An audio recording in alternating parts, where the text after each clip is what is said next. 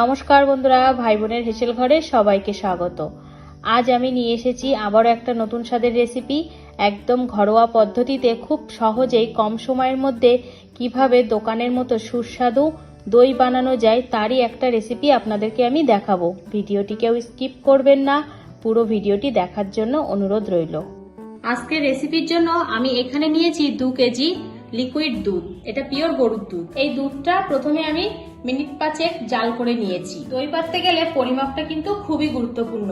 এখানে আমি 2 কেজি দুধের জন্য 300 গ্রাম চিনি নিয়েছি আর 100 গ্রাম টক দই। এখানে যে 2 লিটার দুধটা আমি নিয়েছি, প্রত্যেক লিটারে আমাকে জাল করে 250 ml কমিয়ে আনতে হবে। তার মানে আমার 2 লিটার দুধে 500 দুধ আমাকে জ্বালিয়ে কমিয়ে নিতে হবে। তাই সবার প্রথমে দুধটাকে আমি জাল করে নেব। দুধটা গ্যাসে বসিয়ে দিলাম, গ্যাসটা অন করে দেবো। ফুল হিটে আমি আধ ঘন্টা এইভাবে দুধটা জাল করব। দুধটা গরম হয়ে গেছে, ফুটতেও শুরু করেছে। এই অবস্থাতে বারবার আমাদেরকে দুধটা নাড়তে হবে, যেন দুধের উপরে যে সরটা পড়ে সেই সরটা যেন না জমে। দই পাতার সময় যে দুধটা ব্যবহার করবেন চেষ্টা করবেন সেটাতে জল না মেশানোর খাঁটি দুধটাই কিন্তু এখানে ব্যবহার করতে হবে। সেক্ষেত্রে দইটা ভালোভাবে হবে এবং টেস্টও খুব ভালো হবে। ঠিক এইভাবে ফেটিয়ে ফেটিয়ে আমি আধ ঘন্টার উপরে জাল করে নেব দুধটা। এই যে দেখুন বন্ধুরা, একটা দুধের উপরে আস্তরণ বা সর পড়েছে। এই সরটাকে কিন্তু আমরা ফেলতেই দেব না, এই যে এটা বারবার ঘুটে ঘুটে এর সাথে মিশিয়ে দেব।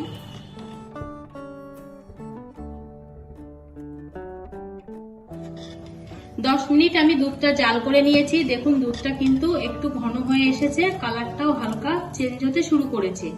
এই পর্যায়ে আমি যে চিনিটা নিয়েছিলাম সেই চিনিটা দিয়ে দিলাম। এখানে আমার 300 গ্রাম চিনি আছে।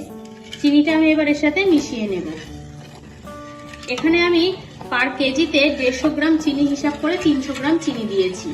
যারা একটু বেশি মিষ্টি পছন্দ করেন তারা কিন্তু এখানে 200 গ্রাম পর্তায় হিসাব করেও নিতে পারেন, মানে পার কেজিতে 200 গ্রাম করে চিনি ব্যবহার করতে পারেন। দুধটা আমি 30 মিনিট জাল করে নিয়েছি। দেখুন সাদা দুধটা কিন্তু অনেকটাই হলদে হলদে ভাব চলে এসেছে এবং বেশ ঘন হয়ে গেছে। আর দেখলেই বুঝতে পারবেন যে কতটা দুধ ছিল আর কতটা কমে গেছে। এখানে আমি একটা আন্দাজ মতো করে নিয়েছি, 1.5 লিটার মতো হয়ে গেছে কমে। এবার আমি এই পর্যায়ে গ্যাসটা কিন্তু অফ করে দুধটাকে ঠান্ডা হতে দেব। দুধটা যখন আমরা ফোটানো বন্ধ করব তখন না এর উপরে একটা সর পড়বে, আবার সেই সরটা যাতে না পড়ে এই গরম দুধটাও বারবার এরকম ভাবে নাড়তে থাকতে হবে যাতে সরটা না পড়ে। দুধটাকে এইভাবে নেড়ে নেড়ে আমি ঠান্ডা করে নেব। দুধটা আমি এইভাবে নাড়িয়ে নাড়িয়ে ঠান্ডা করে নিয়েছি।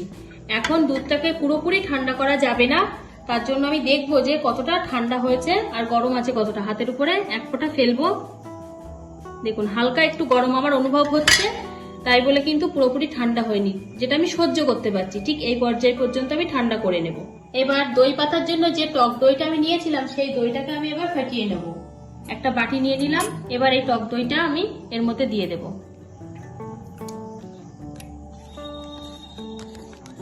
টক দইটা যেহেতু ফ্রিজে ছিল, এটা অনেকটাই ঠান্ডা, সেজন্য টেম্পারেচারটাকে মেনটেন করার জন্য আমি যে দুধটা দই পাতার জন্য জাল করে রেখেছিলাম সেটা হালকা উষ্ণ আছে, সেটা এর সাথে আমি মিশিয়ে নিলাম। এবার টক দইটা ভালোভাবে ফেটিয়ে নেব। দইটা ঠান্ডা আর ওটা গরম দুধ দেওয়ার সাথে সাথে অনেক সময় দুধটা কেটে যেতে পারে, সেই জন্য আমি এটা মিশিয়ে নিলাম।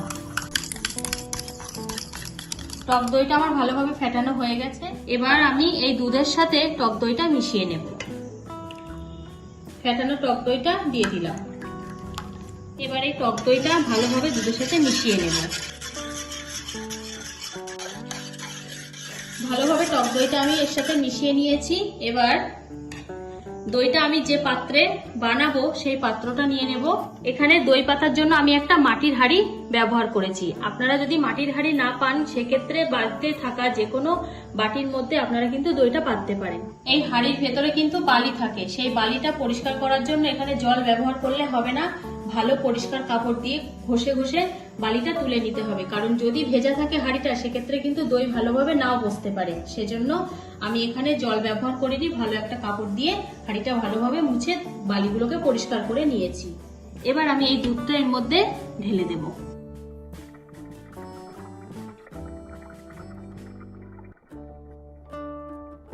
এই হাঁড়িটা ছিল 2 কেজি দইয়ের হাঁড়ি, তাই দুধটা ঢালার পর কিন্তু দুধের লেয়ারটা গলা পর্যন্ত ওঠেনি, হাঁড়ির গলার থেকে অনেকটাই নিচে আছে। এবার দইয়ের হাঁড়ির মুখটা বন্ধ করার জন্য আমি একটা খবরের কাগজকে ভাঁজ করে হাঁড়ির মাপে করে নিয়েছি।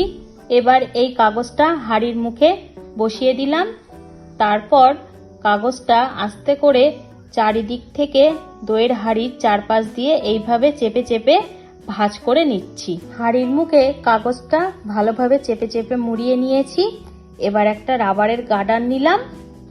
এবার এই গার্ডারটা দিয়ে হাঁড়ির মুখটাতে আমি ভালোভাবে আটকে দিলাম। এখানে গার্ডারের পরিবর্তে আপনারা চাইলে যে কোনো সুতো দিয়েও বাঁধতে পারেন, শক্ত সুতো দিয়ে, যেন মুখটা টাইট হয়। এবার দইটা বসার জন্য আমার রুম টেম্পারেচারের থেকে একটু টেম্পারেচারটা বেশি রাখতে হবে, তাই জন্য আমি এই হাঁড়ির উপরে একটা টাওয়াল চাপা দেব। এখানে একটা ভারী টাওয়াল নিয়েছি, ভাঁজ করে দিলাম, দিয়ে এটা আমি এবার হাঁড়ির উপরে চাপা দিয়ে দিলাম। এবার এই দইয়ের হাঁড়িটা এমন একটা জায়গায় রাখতে হবে যেখানে কোনো রকম আঘাত যেন না লাগে হাঁড়িতে, তাহলে কিন্তু দইটা ভালোভাবে বসবে না। এবার 8 থেকে 10 ঘন্টা এইভাবে আমি হাঁড়িটাকে রেখে দেব। 8 থেকে 10 ঘন্টা হয়ে গেছে, আমি এবার টাওয়ালটা তুলে নেব। এবার আমি দইয়ের হাঁড়ির মুখটা খুলব। এই দেখুন, দইটা কিন্তু পুরো জমে গেছে। দইটা এই যে আমি কাট করে ধরেছি, কিন্তু যদি দুধ থাকতো তাহলে কিন্তু সরে আসতো। দইটা কিন্তু ভালোভাবেই জমে গেছে। এবার আমি এটা 2 ঘন্টার জন্য ফ্রিজে রেখে দেবো। মুখটাকে আবার আটকে দিলাম। 2 ঘন্টা আমি ফ্রিজে রেখে দিয়েছিলাম, তারপর দইয়ের হাঁড়িটা বার করে নিয়ে আসলাম। এবার আমি মুখটা খুলে দেখব।